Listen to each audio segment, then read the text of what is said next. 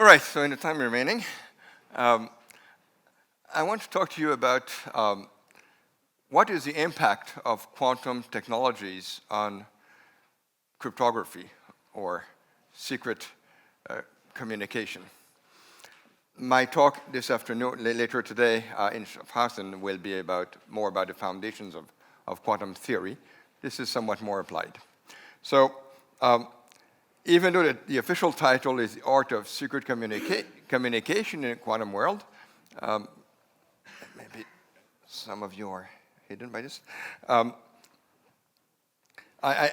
What I really care about as a life calling, if you'd say, is not so much secret communication as privacy. So privacy is something in which I very, very strongly believe that it needs to be protected against all kinds of attacks. Of course, it needs to be protected against Big Brother. And I hope that you see the irony of this camera there, which this is an actual picture taken in Barcelona. I don't know if they did that on purpose, but anyways. So we need to protect ourselves, meaning the citizens, against snooping from all kinds of agencies who want to invade our privacy. But this being said, and this talk is mostly about technological ways to do that, and mostly cryptography, which is not the answer to everything, far from it. But before I start, I want some kind of a disclaimer that there is no point really trying to protect our privacy against snoopers if people just give it away. So the real, the main adversary to privacy is Facebook. It's not the NSA or whatever else, but this talk is not about Facebook. I think that people should be educated to the importance of their own privacy. As long as people don't care about their own privacy, what I'm talking about is mostly pointless. All right, this being set aside, cryptography. So in this talk, I'm not assuming any prior knowledge on cryptography, and even less on quantum theory. But so let me give you just a first, very short introduction to cryptography, or the art of secret writing, if you wish, in which, sorry, wrong direction. Cryptography is an ongoing battle, has been an ongoing battle for thousands of years between, you guessed what, code makers and code breakers. And I'm not taking sides, who's good, who's bad. This is somewhat agnostic. There are code makers, there are code breakers, and they've been going around for a long time. This is one of the oldest artifacts known. This is not an actual artifact. This is a reconstruction. But something known as the Cital was at least 2,500 years old. It's one of the oldest ways of doing cryptography. No point going into what this really is, only that it's old. And much closer to our time life, the Enigma machine used by the Germans during the Second World War and broken, not really by Turing, broken by the Poles, actually, Marian Rejewski, before the war even started. But Turing was very important in making that into production mode, so that almost a large proportion of the so-called secret messages sent around during the war by the Germans were in fact decoded, and that was very, very important for the issue of the war. You may notice it's the same T-shirt I wear on the announcement of this talk, on the web, I mean. And I should have worn it today as well, but didn't. And that's an actual Enigma machine, a real one. You can see it's written in German here. This is in, I think, the Bletchley Park Museum in near London. I think it's somewhere between half hour and hour away from London. Anyways, but the question that we're after today, the big question for us is that we live in a quantum world, and it doesn't really matter whether you know what that means, only know that as far as we know, that's the truth. That's the best explanation we have for our physical world is quantum theory. And so we live in a quantum world, and is that a blessing for code makers? Are we better off if we want to protect privacy because we live in a quantum world, or is it a curse? And that's our question. Okay. And the other question, which is even more obvious, is who's going to win between code makers and code breakers? And I like to start by telling you what someone who was not a scientist, really was a poet and a novelist in the 19th century, thought about this question. In this case, Edgar Allan Poe, very famous American novelist and poet. And Poe was also, even though he had no, as far as I know, no formal training as a scientist or even as a mathematician, he in fact was a very, very good amateur code breaker.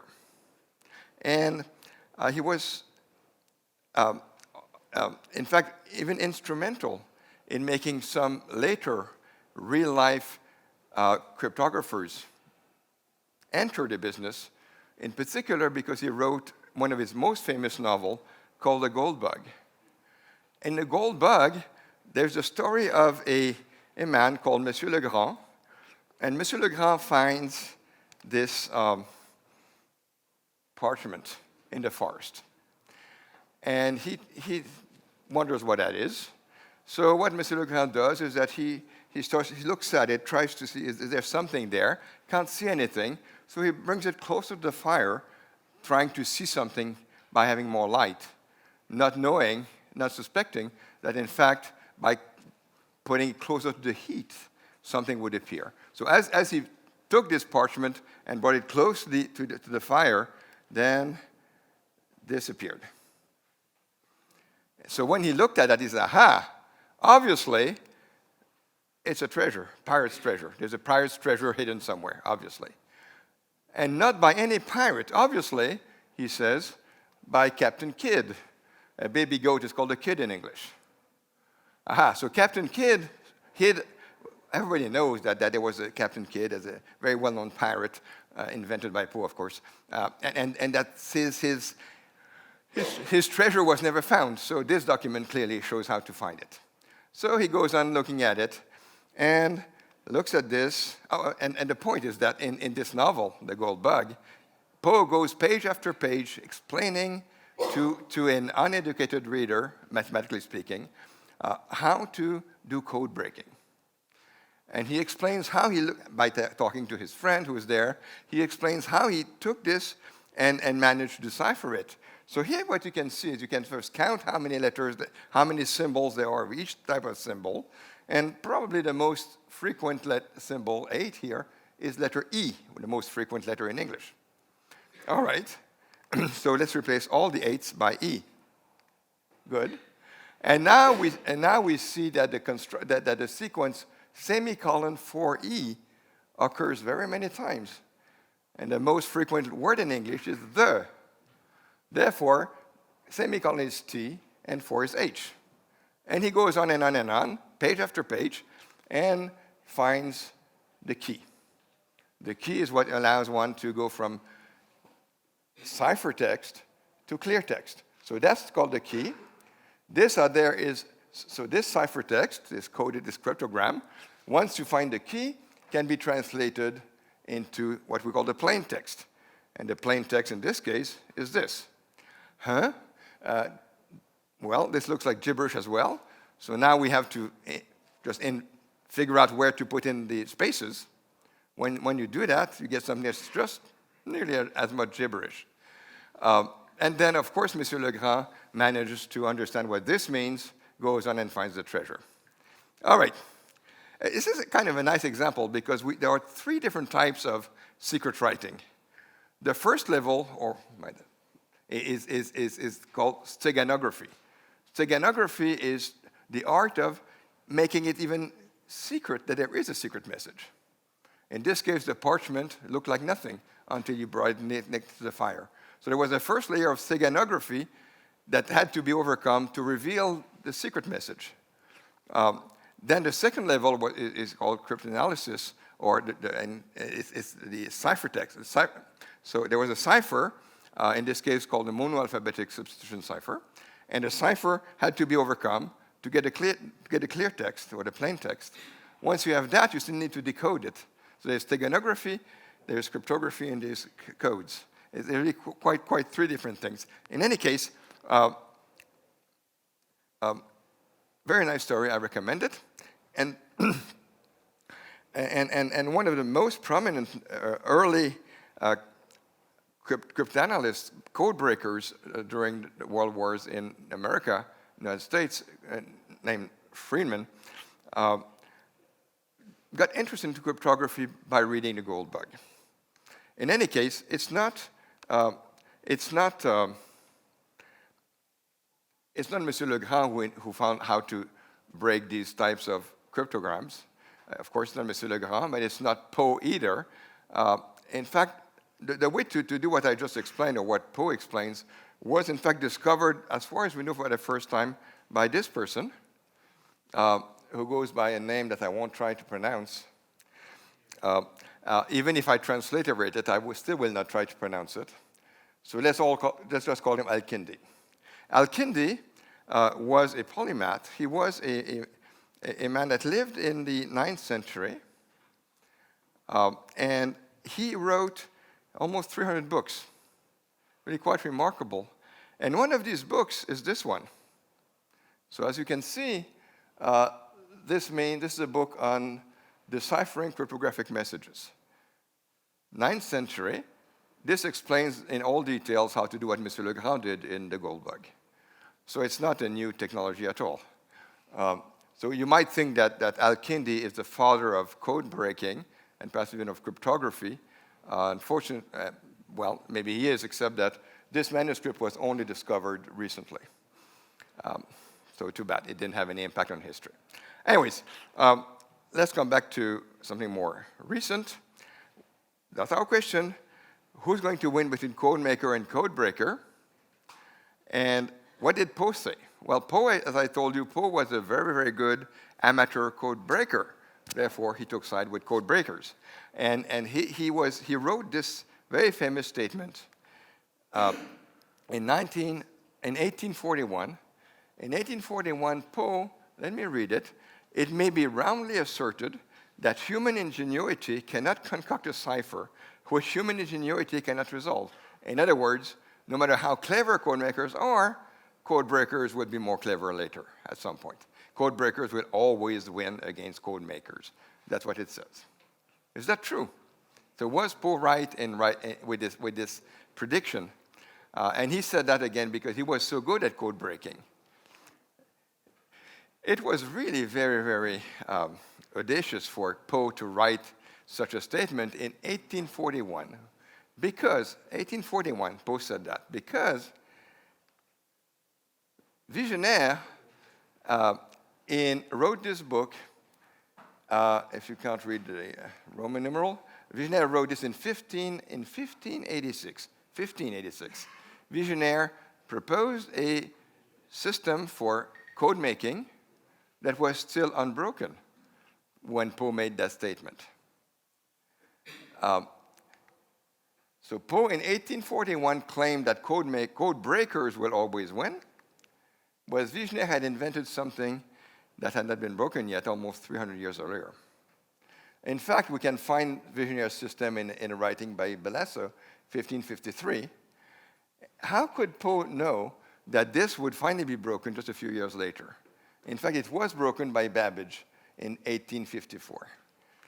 There's even some evidence when we read through Babbage's journal, diary, that he got the idea in 1846.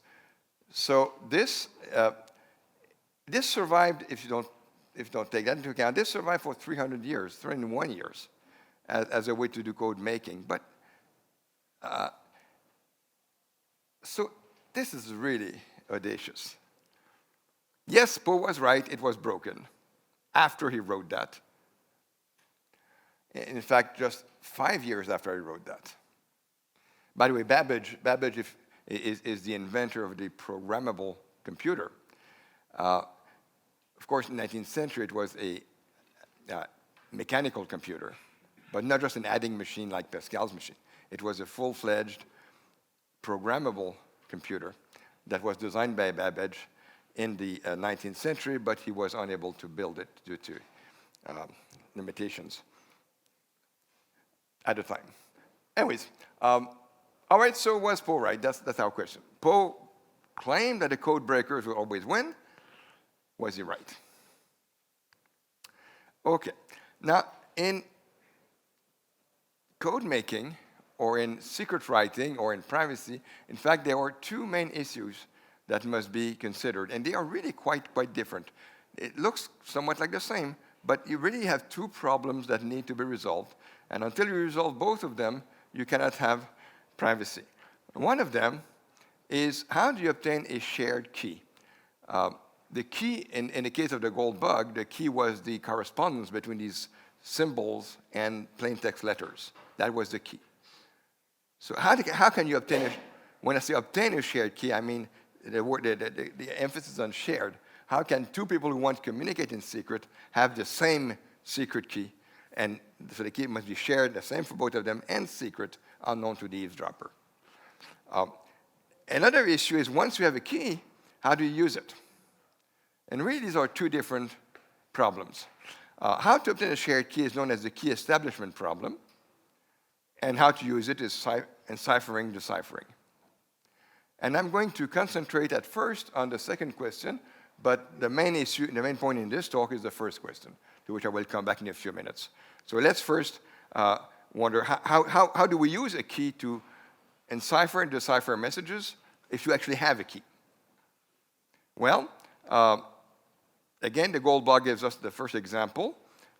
That was the key, the correspondence between symbols and plain text letters, that was the key. And if Alice and Bob share this key, and if it is unknown to Alice and Bob are the two people who always want to communicate in our language. So if two people want to communicate in secret and they share this key, well, in the case of the gold bug, of course, it was the pirate with himself, but imagine if you have two different people who want to communicate. Then in the case of the gold bug, this is the plain text, after you've removed all the spaces. That's the plain text. And if you have the plain text and the key, then you replace each E by 8, each T by semicolon, and so on, and you get what's known as the ciphertext. And on the other hand, if you have the ciphertext with the same key, you replace each 8 by E, each semicolon by T, and so on, and you get back the plain text. So that's one way of using a key to pass a secret message. Of course, it's not a very secure way. It was broken in the 9th century. But still, it's a way that can be used by Boy Scouts. Okay, so how do we use a key? Again, gold bug is something known as a monoalphabetic encryption. No, we don't want to do that. Visionaire, which was invented in the 16th century, was broken 300 years later, so it's broken. We don't want to use that. Enigma, used by the Germans in the Second World War, thank God was broken, so we don't want to use that either. For several decades, the United States promoted the use of a system called DES, as in Data Encryption Standard, which was promoted initially in 1977, was used by most countries in the world for a while, but it sort of went into disrepute, so we don't use that anymore. Today, we use mostly what's called AES, for the Advanced Encryption Standard. It became an American standard in 2001, although it was designed by Belgium. In fact, the NIST, the National Institute of Science Technology in the USA, the NIST at the time, in the late 20th century, started a contest on help us design a replacement for DES, and they received many submissions from all around the world, and they were evaluated, and at the end, NIST decided to give the award to Rinstal, which was the original name given by the Belgians to their system, which became AES. All right, is that secure? Well, we don't know. There's no theoretical reason to believe it's secure. There's no theory, really. Nobody has claimed that they know how to break it. Well, if someone had found a way, maybe he wouldn't tell. So we don't know. but it is used extensively. Funnily enough, there is a way to use the key which has been known since the 19th century. Most people think that a one-time pad was invented by Vernam or Mauborgne in the 20th century, in the 1910s. In fact, it was invented by a banker in 1882. Doesn't matter much. Well, the one-time pad has been known for a long time, and it's unconditionally secure. And what I mean by unconditionally secure is very, very strong. Perfect secrecy, as invented, it's a notion that was codified by Claude Shannon in the mid-20th century. Perfect secrecy is defined as follows. It must be that from the ciphertext, there's no information that leaks about the clear text to someone who does not have the key, of course. No information whatsoever. We will tolerate that the length of the clear text leaks, how many bits, but nothing else. It must resist unlimited computing power. So it should not be just computationally secure, but really secure. And if you are familiar at all with public key cryptography, which powers the internet or the security or so-called security on the internet today, public key cryptography, I'll come back to that in a minute, is by definition can be broken with sufficient computing power, where sufficient could be millions of years. But in principle, with sufficient computing power, public key cryptography cannot resist. So in a sense, Poe is right about that. So forget about public crypto if you want to be perfectly secret. And moreover, I want perfect secrecy to resist unlimited technology. Well, unlimited, let's limit by laws of physics, but nothing else. And to deserve being called perfectly secret, not only do we want all these things, but we want to be able to prove it. So it's a tall order. It's really a tall order. And it's remarkable that in the 19th century, we knew how to do that already. Maybe in the 19th century, they did not know how to prove security, which was proven by Shannon 100 years later. But all of this already was available with the one-time pad. So the one-time pad, I won't explain what it is exactly, but I will give you just an image. This is the key. This is a secret key. Think of each pixel as being one bit of key, 0, 1, white or black. So let's say that this secret key is shared between our two characters, Alice and Bob, and unknown to anyone else. And now Alice wants to send a message to Bob. She takes her clear text message, takes her copy of the key, and she makes a very simple mathematical transformation, and she obtains the ciphertext, the coded message. Now don't blink. That's the key. That's the ciphertext. So this is the coded message. Alice is going to send that to Bob. Bob receives this, and what Shannon proved is that an eavesdropper who would intercept this, the ciphertext, but not know the key, would have no information about the plain text. However, Bob has the key. Remember, this is the key. So that's the key. Bob has the key, and he receives the ciphertext. So all he has to do is print them on transparencies and stack them. And this was much more dramatic in the old days of overhead projectors. It's sort of not so nice with projections like this, but still. So believe me, if you took these two things on transparencies and stacked them, you would see this. And that's the clear text. Vernam, and these are old slides. And these days we thought that Vernam was the inventor of the one-time pad.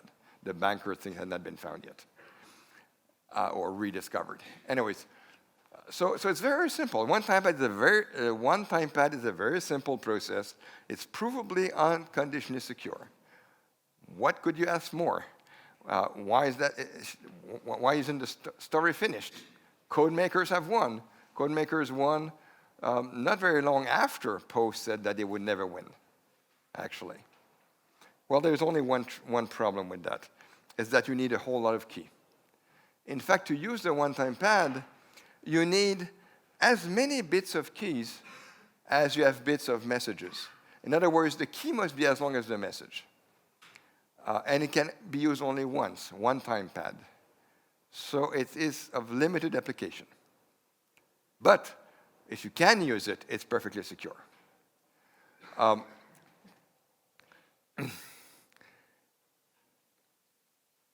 And who could use that? Well, in very high-level security requirements, for instance, this one-time pad system was used in real life, in particular on the red telephone during the Cold War between Khrushchev and Kennedy. So one-time pad was used between then Soviet Union and the United States to talk confidentially. It was very, very important. Well, in fact, in real life, this was, the red telephone in real life was not red, it's just an image. In fact, it was not even a telephone.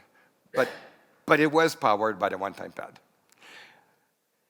Okay, so you might wonder, what's the point? If you need a key a secret key, as long as the message, it means that you have a secure channel to send the key.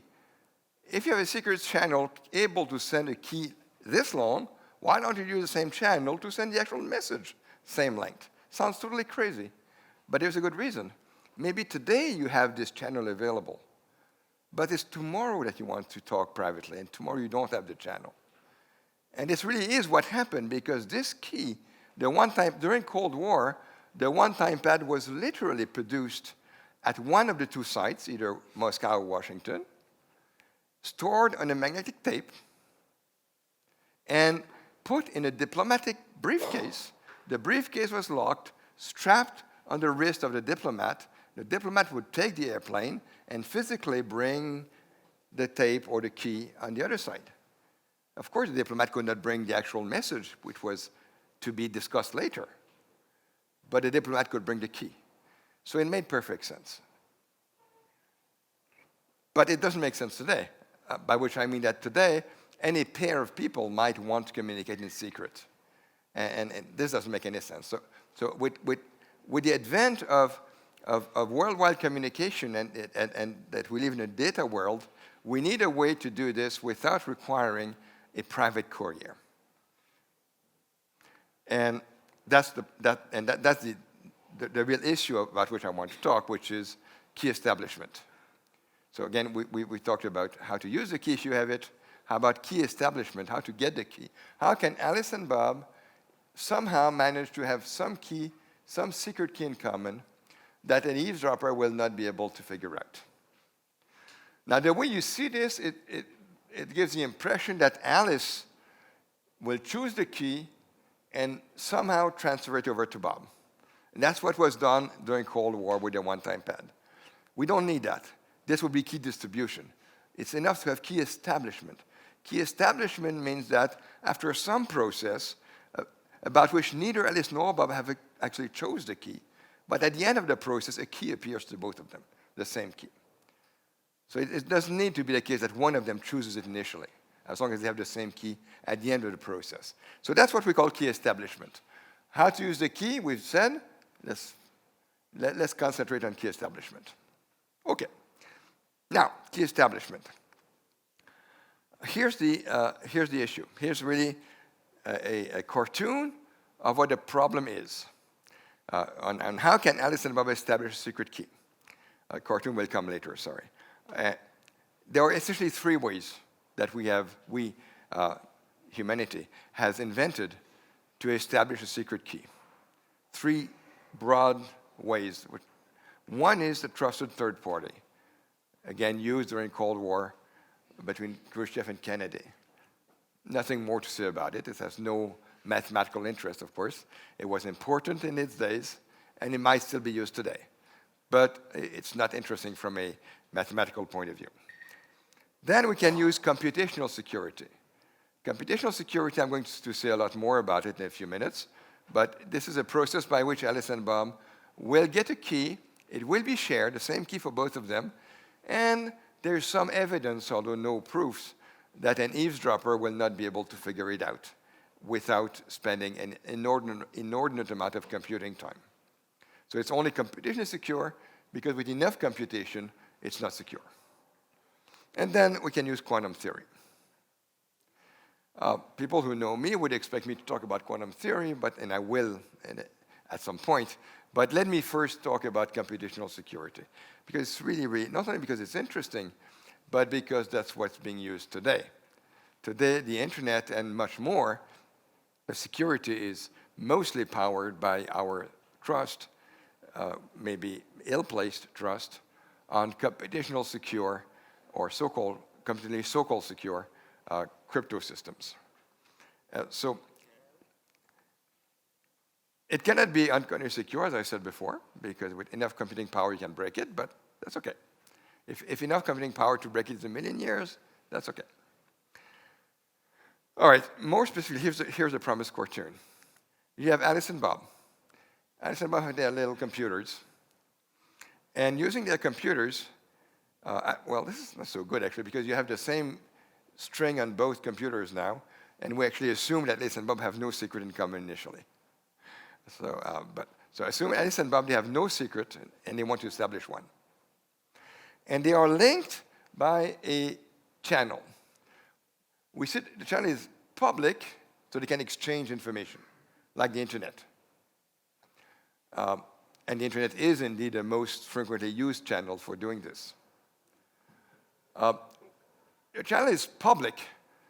Public means that there's no protection against eavesdropping. It's authenticated, which means that whenever Bob receives something from Alice, Bob can make sure it indeed comes from Alice and has not been altered in transit by an eavesdropper or a tamperer, and vice versa. When Alice receives something from Bob, Alice knows it comes from Bob, it has not been changed. Now, authentication requires other techniques. Authentication is a different story than privacy. They are both central in cryptography, and they can both be solved by different cryptographic techniques. Today, I'm going to assume that we have authentication and talk about how to get privacy from authentication. Let me just tell you that authentication, whereas perfect privacy in the classical world, perfect privacy, as I said before, requires a key as long as the message. Perfect authentication, and again, perfect in the sense unconditionally secure against unlimited computing power and technology. So perfect authentication can be done with keys much shorter than the message you want to authenticate. It's really quite interesting. Whereas secrecy requires very long keys, perfect authentication doesn't. So in this talk, I'm not going to tell you how to do authentication. We'll take it for granted. That the channel between Alice and Bob is authenticated, but it has no protection against eavesdropping. Okay, once you have that, then the problem of key establishment is the following. Alice and Bob want to, after exchanging messages, even they had no secret initially, except perhaps what they needed to authenticate, much shorter secret. Okay, but other than that, Alice and Bob have no initial secret, and after talking for a while, they get some common string, S. S for string, also S for secret. And what we want is that an eavesdropper who's tapping the line and wants to know the secret will not succeed. How's that possible? In fact, if I asked the same question to you 50 years ago, you would have said it's impossible. This is black magic. How could, think about it. I mean, this has become sort of common knowledge now that it can be done. Maybe not all of you know this. Maybe only a few of you know it. I don't know. But today, it's no big surprise. However, if you just think of it from scratch, you have two people. They have no secret. They communicate. All that they exchange, every single message they exchange is eavesdropped. And at the end, from that communication, they can distill a key that someone who listens to everything cannot figure out. Sounds impossible. And one of the greatest, if not the greatest achievement of 20th century cryptography was not to find a way to do that. It was to imagine it might be possible.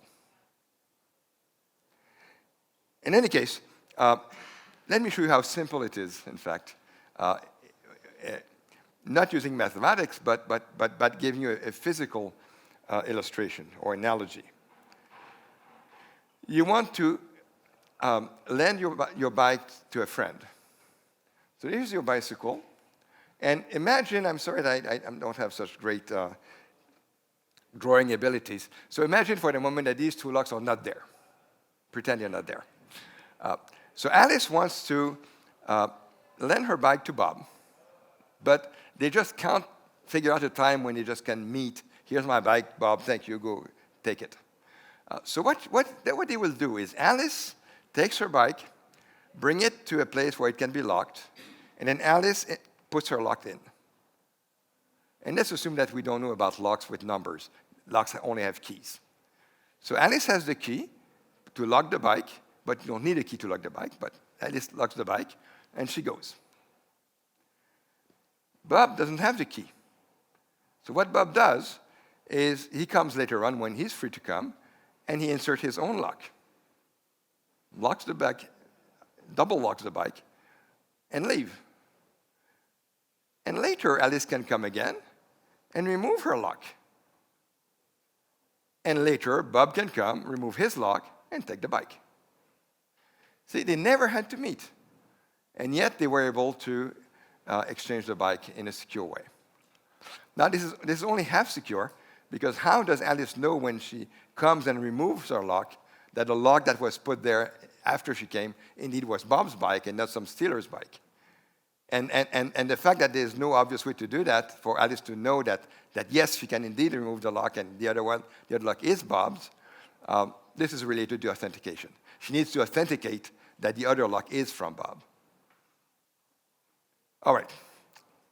But now we want to do that with numbers, not with physical locks. How can we do that? And who thought about it? Well, in the world of computational security, the most famous paper was written in 1976 by Whitfield Diffie and Martin Hellman. The paper was titled No Directions in Cryptography. It appeared in the IEEE Transactions on Information Theory, and this paper really changed the world of cryptography. This paper introduced the notion of public cryptography, or computational secure cryptography, to the world, at least to the academic world. And so most people believe that Diffie-Hellman are the inventor of these notions. And however, in their paper, they were able to propose a way to do key establishment, but not to do, they also discussed the idea of what they call public cryptography. They were not quite able to find a way to do that. But they were able to propose a way to do key establishment. The year after, upon reading this paper, Ron Rivest, Eddie Shamir, and Len Edelman at MIT figured out a way to do public cryptography. And that's the RSA crypto system. Today, the internet is secured by these two systems, both the Diffie-Hellman key establishment system proposed in 1976 and the RSA crypto system in 1977. This is what is used today on the internet to secure communications, including a version of Diffie-Hellman based on elliptic curves. So Diffie-Hellman initially was not doing that, but then some other people found a way to make it even more secure, maybe, with using elliptic curves, and that is what's used on the internet. 1 year later, McAleese found a different way to achieve the idea of public crypto systems, and that didn't pick up. McAleese's version was just as efficient as RSA, which, by the way, is much less efficient than a one-time pad, but still, it has obvious advantages. McAleese was just as efficient as RSA, but it required keys in the megabytes in length, whereas RSA could do it with kilobytes of key. And already in those days, late 70s, we were thinking that perhaps one day people could have handheld devices to do cryptography for them. For instance, to authenticate to a banking machine or something. So there was this idea, which became the smart card, of course, but this idea was already sort of in the air. Maybe one day we could have handheld crypto devices, sort of dreaming. But there was a limit to dreaming, which was that never in the history of civilization can we hope to hold in our hands a megabyte of data. And therefore, this Michaelis idea, which required megabytes of keys, was unusable. Today, of course, we know that is totally wrong, but it's extremely sad, because all of these systems which are used today, which won the battle against Michaelis, they are completely crushed by quantum computers, as I will say in a few minutes in more detail, whereas nobody has found a way to break Michaelis on a quantum computer. If in those days we had gone for Michaelis instead, we would not be in the deep trouble we are today. But I'm getting ahead of myself. It turns out that, in fact, none of these ideas were invented by, well, the idea of public cryptography and key establishment does not originate with D.V. and Hellman, who, by the way, were at Stanford. D.V. was a student, and Hellman was his supervisor at Stanford. Next door at Berkeley, there was a guy by the name of Ralph Merkle, who invented all the same notions 2 years before. But his professor did not understand. And he even had to drop the course in which he was presenting that as a project. It's very sad. But really, Merkle had all the ideas of key establishment, and he did propose a way to do that. And he even had the idea of public cryptography. And all of that was written in a 7-page class proposal that was rejected by his professor. It was recognized later, so he got fame and even fortune, but not immediately. In fact, Merkle's system I like very, very much because it's extremely elegant, simple and elegant, much more elegant than Diffie-Hellman or RSA. It offers less security because it's only quadratically secure, meaning that if Alice and Bob are willing to work for some amount n steps, then it could be broken into n square steps. Whereas we believe that Diffie-Hellman and RSA require an exponential number of steps to break them, at least on a classical computer. But it's so much more elegant. If I had more time, I would explain to you how Merkle's system works. I have very beautiful slides about it, but I will not have time unless you ask me.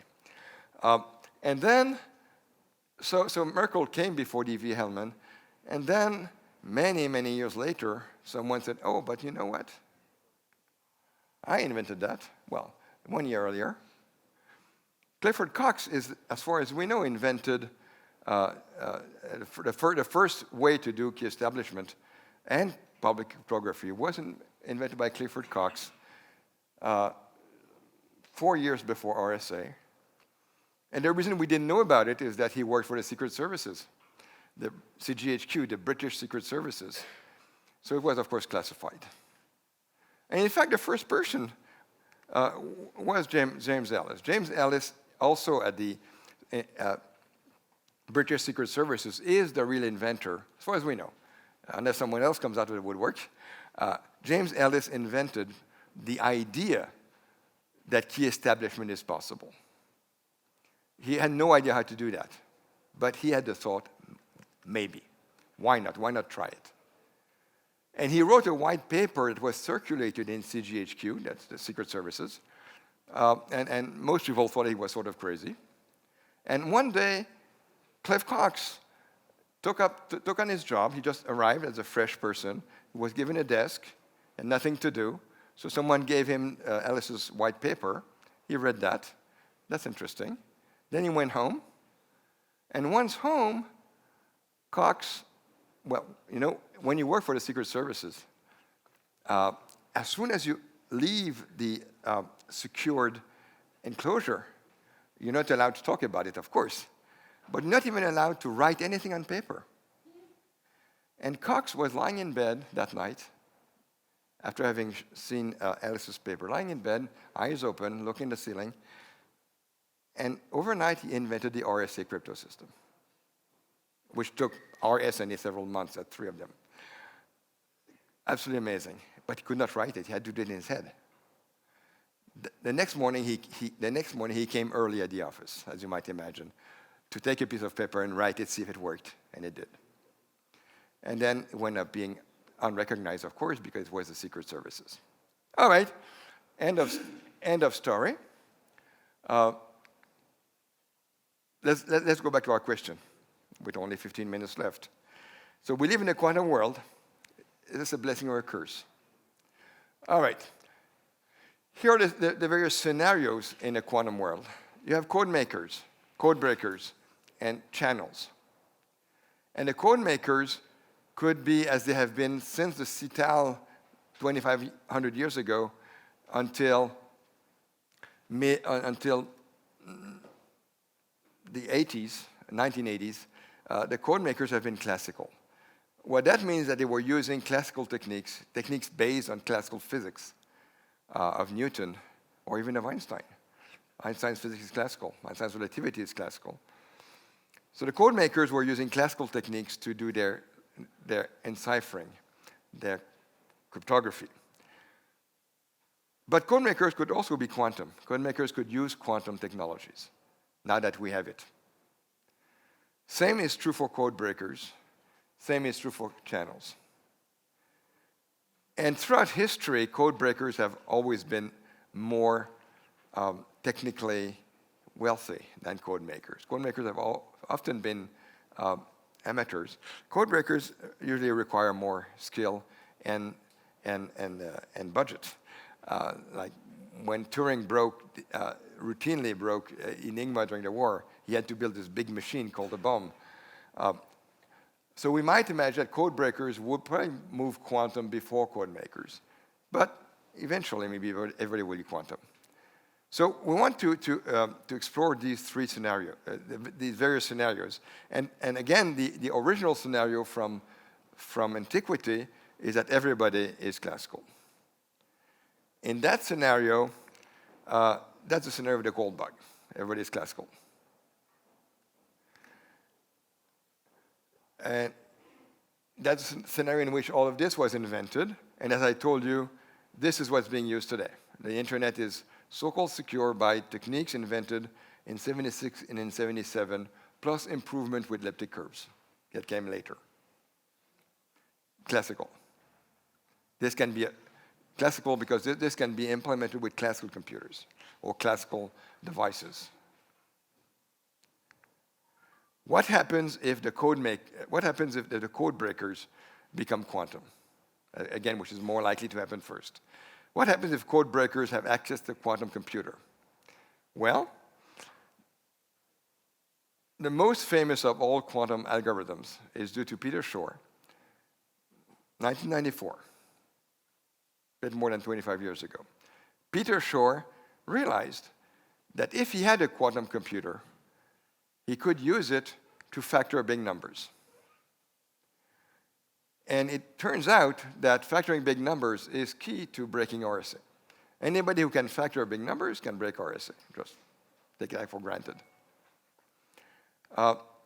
He also discovered how to extract discrete logarithm. Excuse the jargon, but extracting discrete logarithm is exactly what you need to do to break Diffie-Hellman.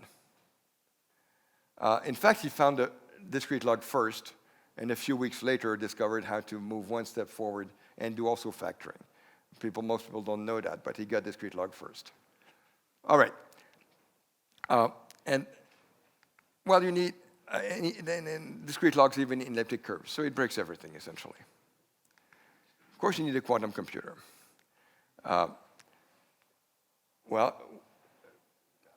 Sergey talked about quantum computers, so let me just, I won't spend much time on that.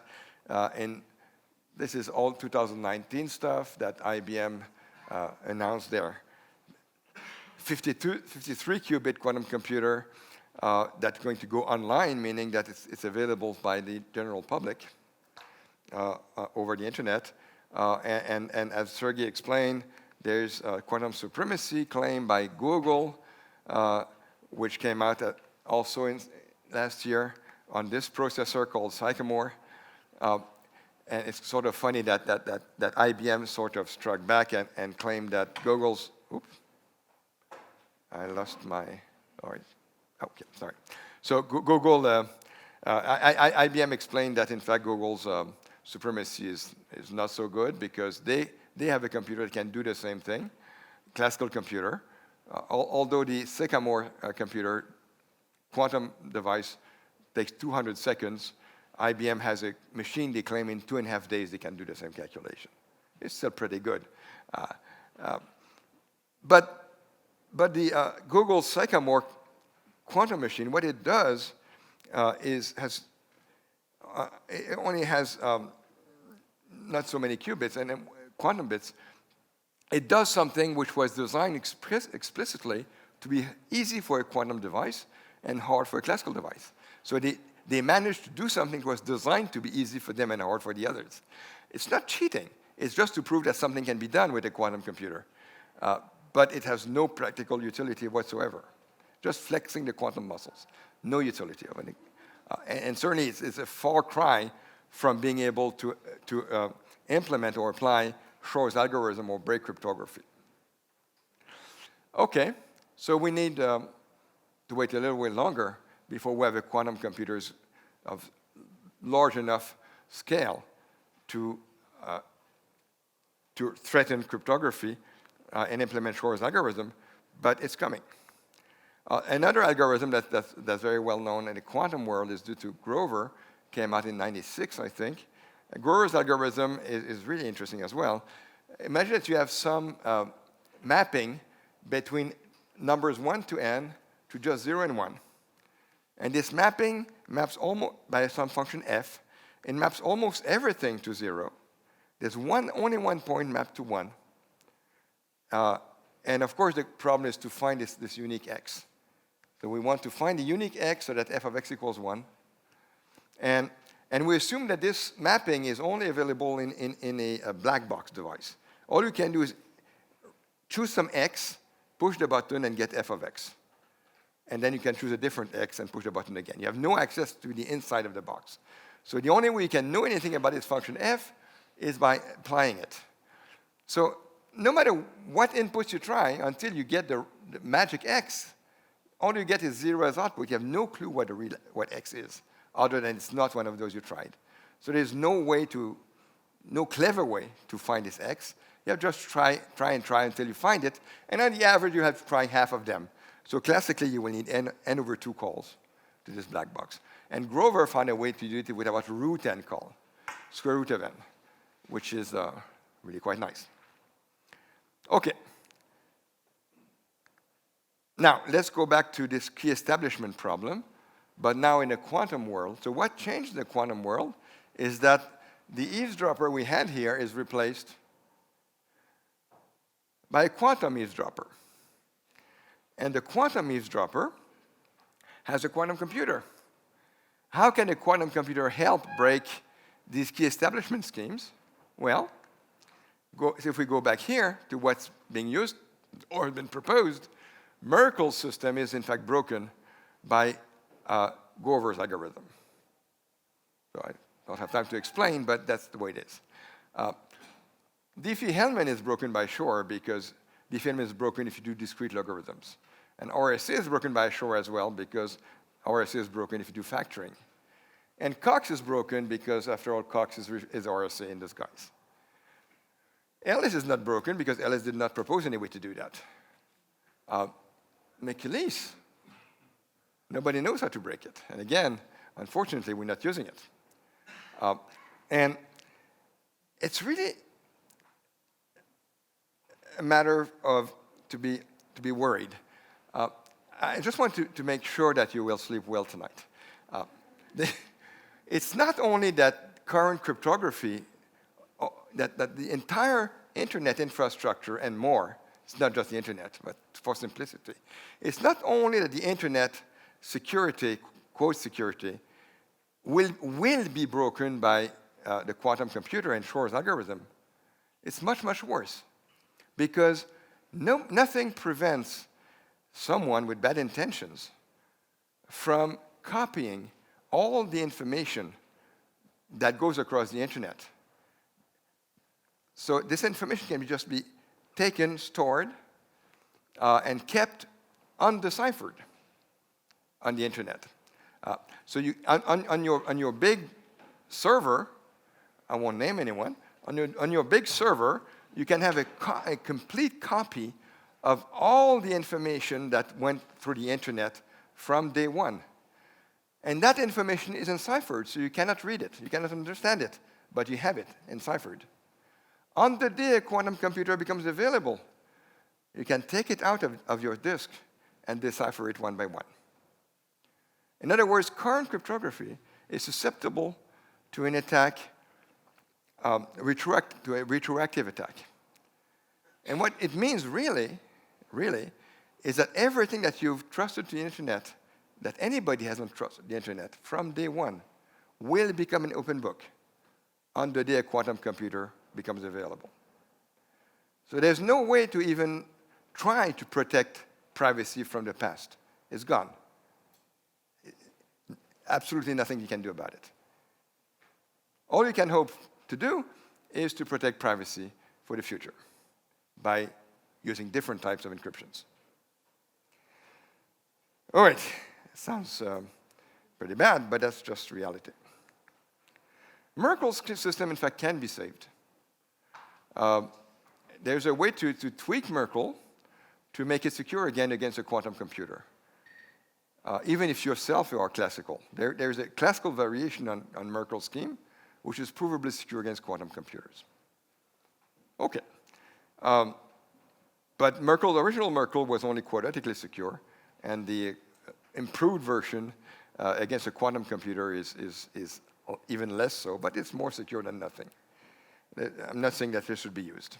In fact, I didn't explain how the Merkle system worked, but if you do a classical Merkle, if you tweak classical Merkle, you can get a version for which one can prove that Alice and Bob, they both need about n calls, 2 n calls, to some process. And what we can prove is that an eavesdropper, even with quantum powers, would need to call the same process n to the power 7/6 time. It can be broken with n to the power 7/6 calls, and cannot be broken with fewer calls. In other words, it is secure if you're satisfied calling secure something that provably takes more time for the eavesdropper than for Alice and Bob. But security n for Alice and power 7/6 for the eavesdropper requires n to be so big before there's a difference really that it's not really useful. But in theory, it's nice to know it exists, and maybe it can be improved. Okay. So the obvious thing to do next is to make the code makers quantum as well. So if the code makers are quantum, what it means is that the code makers no longer will have classical computers. Now they can have quantum computers to play with equal arms against the code breaker. And if you do that, then, then nothing. Nobody has found a way, really, as far as I know, has found a way to use quantum computers for code-making purposes. Sort of sad. We know how to, Shor's algorithm tells us how to use quantum computers for code-breaking purposes, and Poe is happy here. Nobody has found a way to use quantum computers to make code-making more secure. I don't know why. That's the way it is. Or almost. In fact, for Merkle's system, I found a way to use quantum computing to make it n to 7/4 secure instead of n to the whatever it was. But it's less than a square. This is only purely theoretical. All right, so the summary with classical channels is that in a classical world, RSA and Diffie-Hellman, they seem to be secure. We can't prove it, but they seem to be secure. However, in a quantum world, they are completely known to be insecure, completely broken.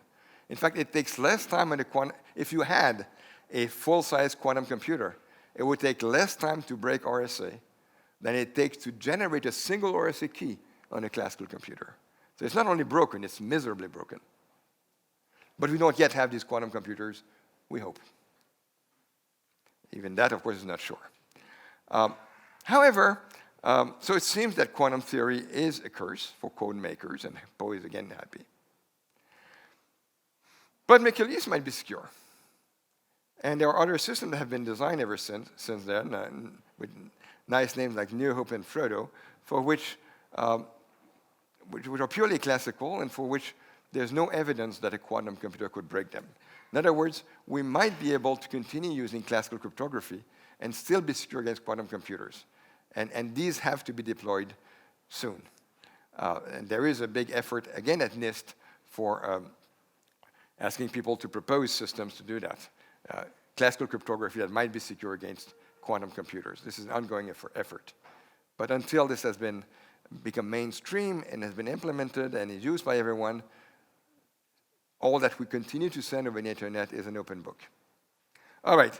That was unproved security. For provable security, in what's the so-called black box model, then when legitimate parties have time order n, then in the classical world, it takes n squared to break. That's Merkle. My version of Merkle will take n to 7/4. N 7/4, that's if both codemakers and codebreakers are quantum, then from n squared, in a classical world it's n squared, in a quantum world it's less good, but not dramatically so less good, but still it's less good. All right. So maybe we can do something better, but for now that's how it is. All right. Now we're going to move on to channels being quantum, and I'm going to speak over time as well, but hopefully not as much. So in case of quantum channels, so if we allow the channels to be quantum, then the situation will change dramatically.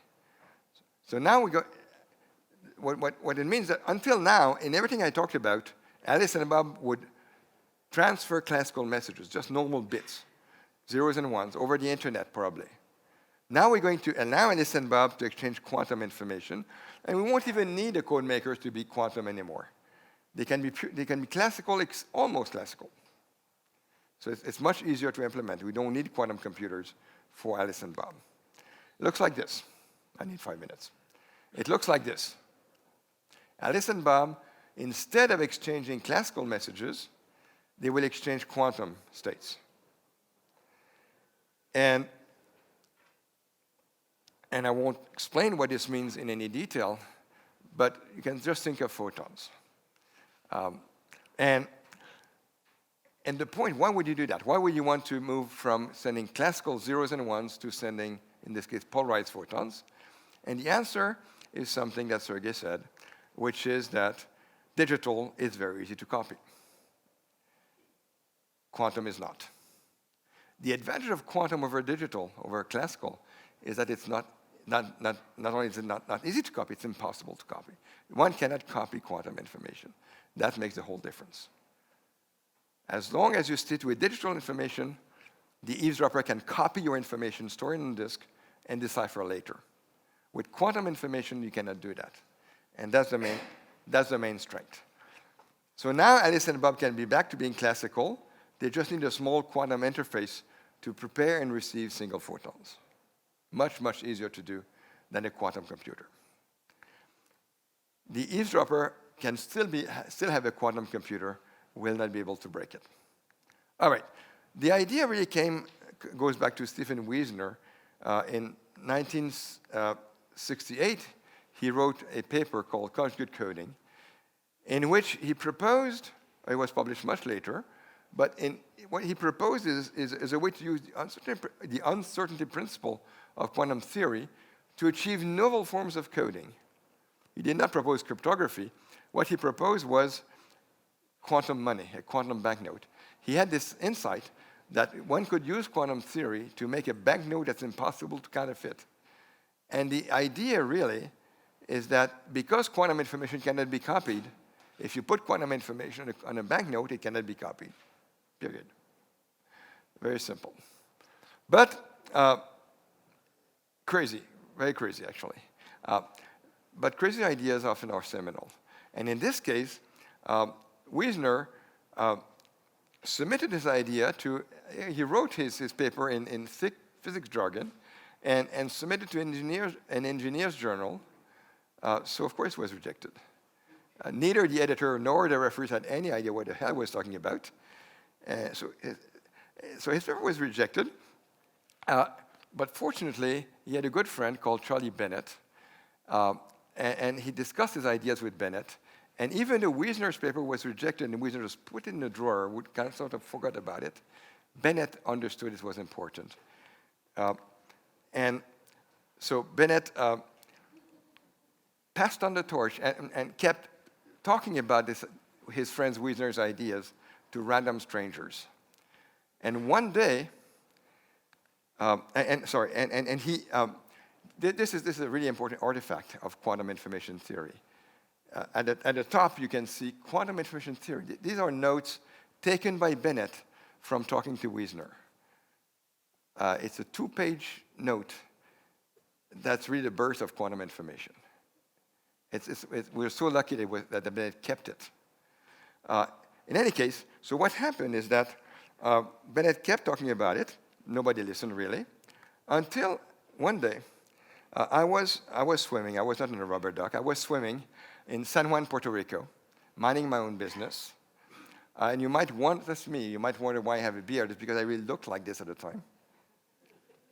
It's a pretty good picture, actually. I mean, the caricature. And so there I was, minding my own business, when a complete stranger just pops up and starts telling me about Wiesner's quantum money. I never met the guy. This was a complete stranger, and just out of nowhere, I know how to do. He just swam up at me and said, "You know what? I know how to use quantum theory to make banknotes impossible to counterfeit." It's sort of strange. I could not even run away. I was in the ocean, so I just patiently listened, and by the time we swam back ashore, I had found a way to improve the idea, and we had our first paper written in the ocean already. And one thing leading to another. So anyways, I'm much over time. So the point is that starting from this crazy idea of Wiesner, that's what gave rise to quantum cryptography, in which we use these photon polarizations. These 4 polarizations, in fact, have the property. Think of each a single photon, which is polarized at the different angles. It's impossible to distinguish these 4 polarizations according to quantum theory. And what happens is that you can distinguish between these 2 with this apparatus, between these 2 with that apparatus, but not between the 4. And long story short, we found a way to encode a key using these polarizations. And that was the invention of quantum cryptography. Okay, these states cannot be distinguished. And moreover, any attempt at eavesdropping will create a disturbance because quantum information cannot be measured without being disturbed. So any attempt at reading the information will create errors. They can be detected so that if Alice sends these photons and there's an eavesdropper, Bob will receive something different from what Alice had sent. And building upon this and adding a lot more ideas on top of it, then we're able to do key establishments. Once you have done key establishment, you can use the key as a one-time pad to do perfect encryption. All right, long story short, quantum cryptography, proposed in 1984. Quantum cryptography gives us unconditional security with the definition I said. And therefore, who will win? Well, codebreakers win. Quantum cryptography is unconditionally secure. Codebreakers are powerless. So Paul was wrong. And I wish I could stop here because I'm way over time, but I can't because this is a nice theory. But when you want to do experiments, that was the first. Well, we built this piece of junk just a proof of concept because nobody paid attention. This piece of junk made it to Scientific American, and people started paying attention.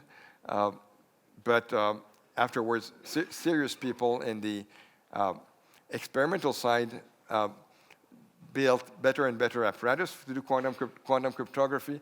Now you can, from idée quantique in Geneva, which was started by Nicolas Gisin, whom Sergey mentioned, who is on the board of SIT.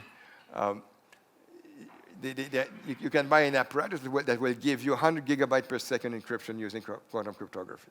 So this is a real thing. It's not just theory, as opposed to quantum computers today. And in China, they have built a backbone that links Beijing to Shanghai over 2,000 kilometers of quantum cryptography. They've sent a satellite to do that. And there was this historic video call between Beijing and Vienna, secured by quantum cryptography, a couple of years ago. Now many countries are entering the business of sending satellites to do quantum cryptography and quantum information in space. And so Paul was wrong, I said, but was he? Not quite. There are people called quantum hackers who break quantum cryptography. In fact, this guy here exists. His name is Makarov. Vadim Makarov is the chief quantum hacker. And he built this little briefcase that has all the apparatus you need to break quantum crypto. It's a lot of fun to see him go through airport security with that. And what Makarov broke is not quantum crypto. He broke implementation of quantum crypto. The point is that the theory is perfect, provably secure, but when you implement it, you can leave open loopholes. And it's very hard, maybe impossible, to build a quantum crypto device that does not have loopholes, despite the theory that says it's perfectly secret. And all you need is someone with lots of imagination, like Makarov, to find and exploit the loopholes. So that was Paul right after all. Really, what happens now is that, about finished, what happens now is that quantum crypto has moved the world of cryptography or code breaking from mathematics to engineering. Before, code breakers were mathematicians trying to find ways to outwit the mathematics of code makers. Now that a provably secure, unsecure crypto system exists, mathematicians are powerless against it. You need engineers to outwit the skills of other engineers building the device. So the arena of this battle between code makers and code breakers, the arena has moved from mathematics to engineering. And, well, the game of cat and mouse, it just continues. This, of course, is code makers and code breakers. So to finish, the question we had is this: we live in a quantum world. Is that a blessing or a curse? And the answer is, I don't know. All right, thank you.